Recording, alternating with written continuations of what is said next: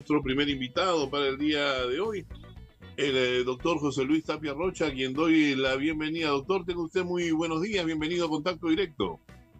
Muy buenos días, Adolfo. Doctor, quisiera preguntarle sobre la situación de la presidenta de la República, ¿no? Con esta declaración de Otárola ya queda pues más que comprobado, creo yo, de que la señora se ausentó del ejercicio de sus funciones entre me parece que fue 15 de junio y 9 de julio, un periodo así más o menos de 15 días. ¿Qué debiera de pasar con esto? ¿Cuál debiese ser, pues, lo que devenga de esta falta? No sé cómo calificarla, ¿verdad?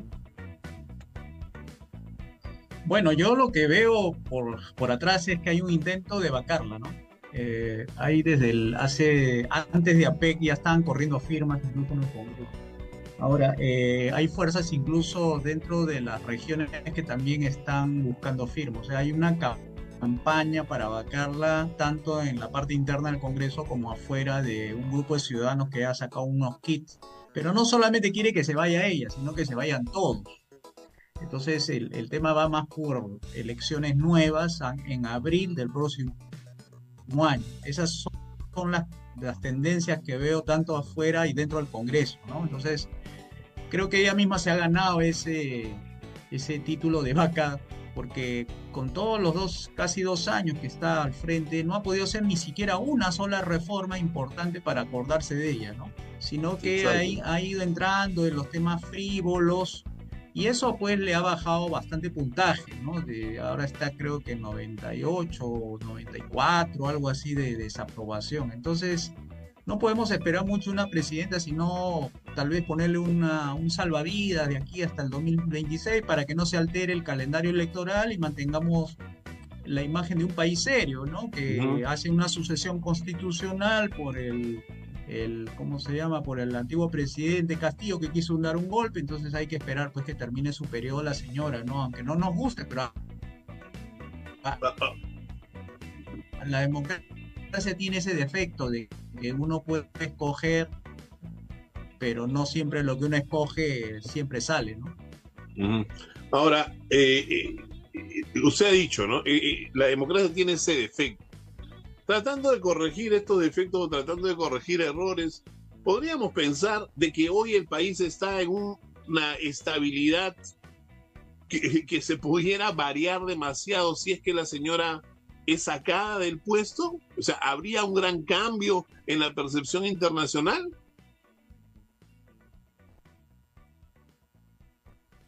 La imagen del país, eso tiene bastante calificaciones negativas.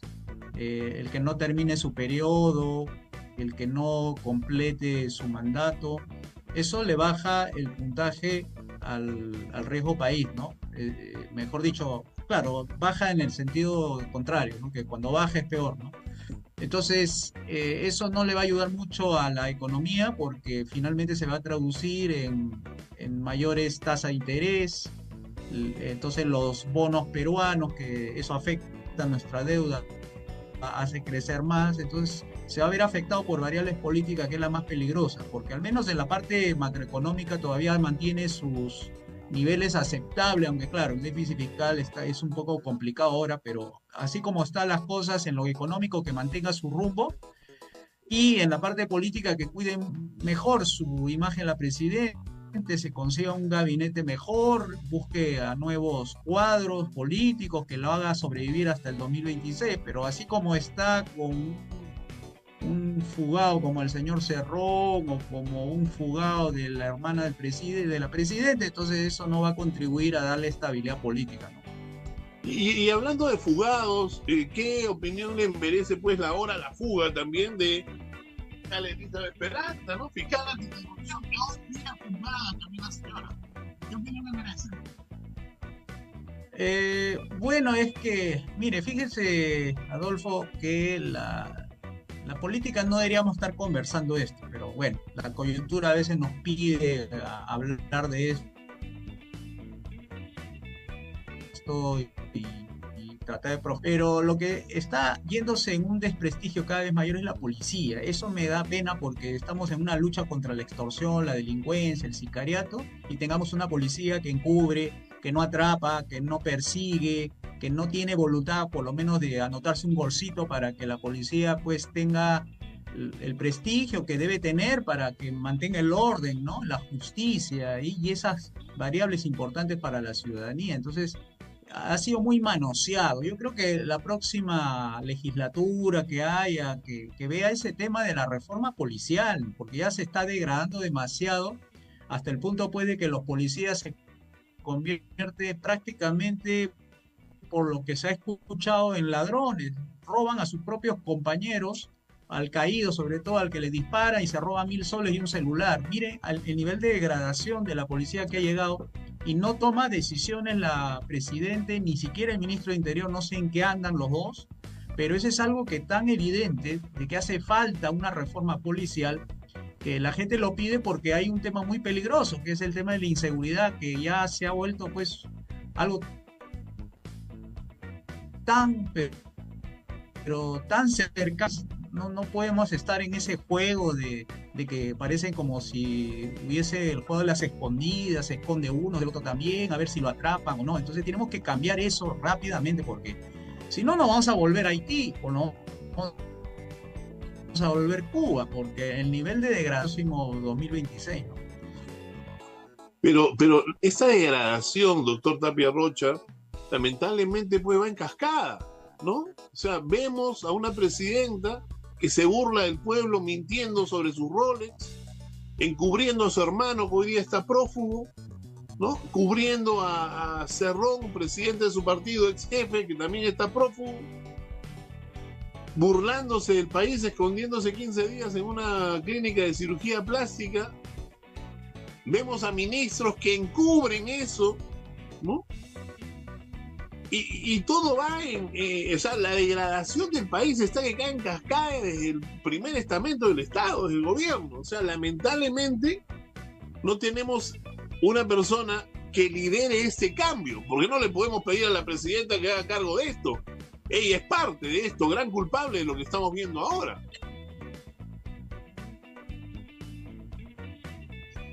Bueno, vamos a tener que esperar, pues, Adolfo. Tú sabes cómo es la democracia, tiene sus calendarios. Vamos a tener que esperar hasta el 2026 a elegir nuevos congresistas, nuevos gobernantes regionales y el presidente que nos toque. Pero tenemos que esperar. Lamentablemente es así, no podemos jugarnos la lotería, el guachito con experimentos de vacar, poner, porque eso no contribuye a darle estabilidad económica ni política. Vamos a estar en tumbos, y esa inestabilidad se cobra en los precios, sobre todo en el tipo de cambio. Fíjese, usted recuerda el 2021 cuando fue elegido el señor Castillo, el tipo de cambio se disparó de 3.70 a 4.10. Y eso hizo que los precios de muchos artículos de primera necesidad subiera de precio. Y todo porque el señor Castillo no dijo en su momento que iba a mantener al señor Velarde. Ahora, si vamos a estar también cambiando de presidente aquí a unos meses, igual va a saltar el tipo de cambio y se lo va a cobrar contra nuestros precios del pollo, la harina, la arveja, el frijol, el agua, la luz, el teléfono, y todo va a subir por culpa de esa inestabilidad política. Por eso le digo que tenemos que aprender a aguantar, porque esa es la plancha que eligió la mayoría. Yo no lo elegí, pero lo eligió la mayoría de peruanos, poniendo a Castillo, poniendo a la señora Boluarte, y eso es lo que nos ha tocado, y tenemos que aprender a asumir las consecuencias de nuestro voto. Ahora, ¿sabe qué es lo que me tortura a mí, señor Tapia Rocha? Que lamentablemente la situación de inestabilidad que vive el país genera un ánimo de enfado, enojo, ira en la población. Y esto, ¿no?, exacerba a las masas, que después buscan a los discursos más alterados, ¿no?, los discursos más extremos, para volver a equivocarse en su voto. Porque lamentablemente no tenemos pues una cultura de ser pues consciente, cívica, para poder nosotros analizar una propuesta. Acá nadie gana con propuestas. Acá gana pues el que mejor publicidad tiene, el que mejor maneja su Twitter, o hasta a veces en el que más cosas reparte, como en el norte. Pero lamentablemente no es pues no tenemos una cultura electoral que nos permita a nosotros desarrollar una elección que realmente nos lleve a un buen candidato al sillón presidencial. No lo tenemos. Y cada vez que la gente va ganando ira, eso se refleja en el siguiente presidente. Bueno, una historia parecida como la peruana la tuvo Singapur. Estaba en medio de la corrupción, en medio de la pobreza, en medio de una economía que no reactivaba nada. Era una islita de, digamos, pequeña, de puros malayos, o sea que los peores que estaban en Malasia corrían al frente a la isla de Singapur. Es una ciudad pequeña, estado, ¿no? Pero entró un señor, Lee Yu King, algo así se apellida el señor, y puso orden. Lo primero que hizo fue poner orden y empezó a dictar leyes draconianas, o sea, leyes muy fuertes contra la corrupción, contra la criminalidad y la inseguridad que vivía esa isla. Luego hizo las reformas económicas, luego políticas y luego lo electoral. Y ahora usted mira ese país y es otra cosa. O sea, de lo peor pasó a ser lo mejor en el mundo. Entonces, yo no sé si la solución sea aquí en el Perú una persona así, de ese tipo providencial, pero lo que sí va a cambiar es cuando encuentren a la persona con las ideas correctas. Eso es lo importante, que eso es lo que juega a favor de un país. Y eso es lo que esperemos, ojalá, dado la coyuntura, haya gente inteligente que se den cuenta que la solución no pasa por tener más izquierda, que es lo que hemos tenido hasta ahora y lo que ha desinstitucionalizado el país, son las políticas de izquierda. Exacto. No ha sido nada de derecha. Y cuando dicen que ha habido derecha, ha hecho cosas de izquierda. O sea, es peor todavía. La derecha que se ha transformado en izquierda es peor todavía.